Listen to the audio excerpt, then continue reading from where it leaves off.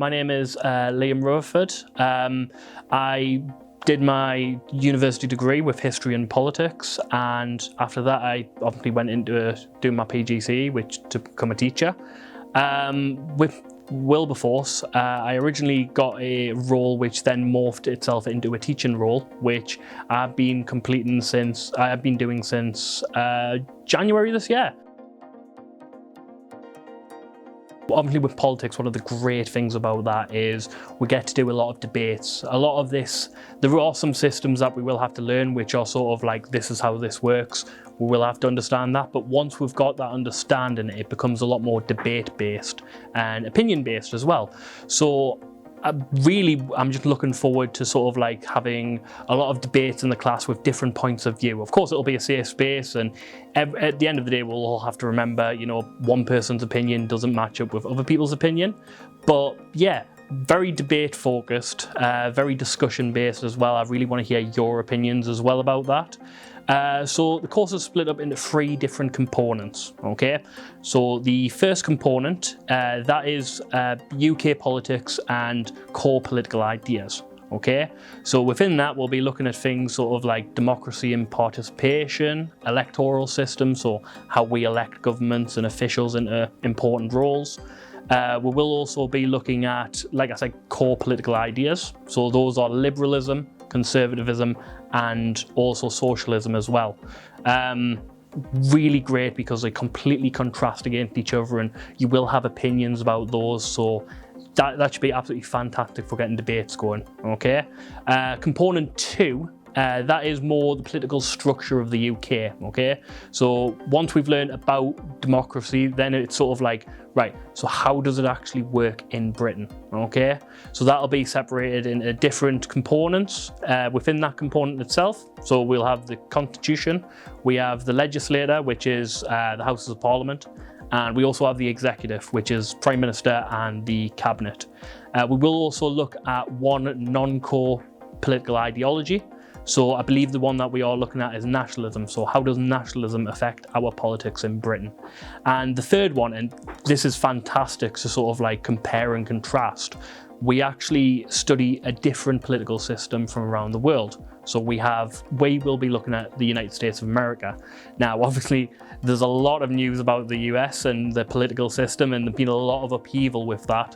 So looking into that in a little bit more detail and seeing, right, okay, so how is it actually different how we run a country compared to how America would do it? What are the different processes, and what would be the positives and negatives between those?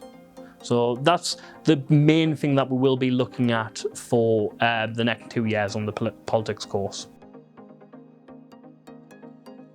Yeah, we are looking at getting external speakers in. Of course, we would love to be able to get in some key political figures from our region. With that, they would probably come in and give us sort of like a little bit of a demonstration. It might be a little bit, you know, of course they want to do that because they want to connect with their population. But we would probably be able to have time where we could debate certain ideas with politicians. And in terms of trips, we will be looking at doing multiple trips across the year, which will all link into our course and sort of give you a more in-depth knowledge of some of the concepts and like processes that we are looking at. Well, with careers, I would say there's a direct link straight into like a career in politics. I mean, once you know how the inner systems work and you have a keen understanding for things like the media's influence and like different things like that, then you are in a prime place to sort of go to a political role and say, right, okay, I understand how this works, let's do this.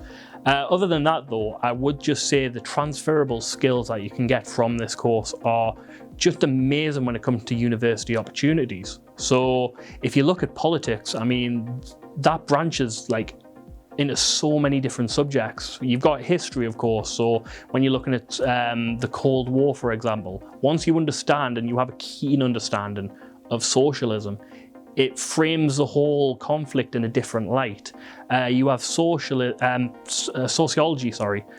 law, criminology, all of these things will be dealing and linking into some of the ideas that we will be looking at in politics. And it is a course that universities do really, like, they do look for sometimes, because it does show like a wide breadth of knowledge and being able to understand complex processes and structures and how they actually work. But not only that, just being able to form an argument, a very persuasive argument based on facts, even if it does come from your own opinion.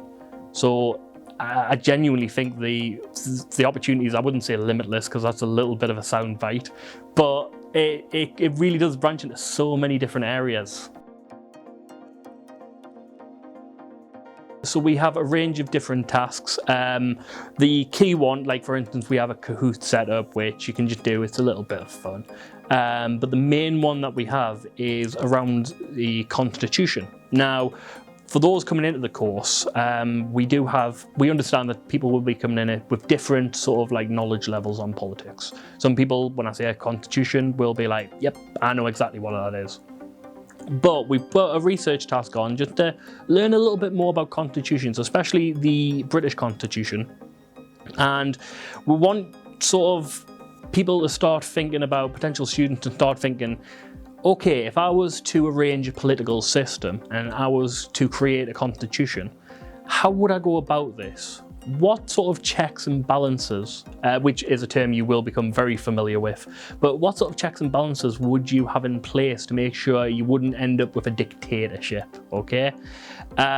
Also, just a nice little activity as well in there is just a mind map. Just create a little mind map just to sort of separate the branches of government and just sort of like show what do you know about each branch of government. So what do you know about the legislator? What do you know about the role of the executive or the judiciary? Okay.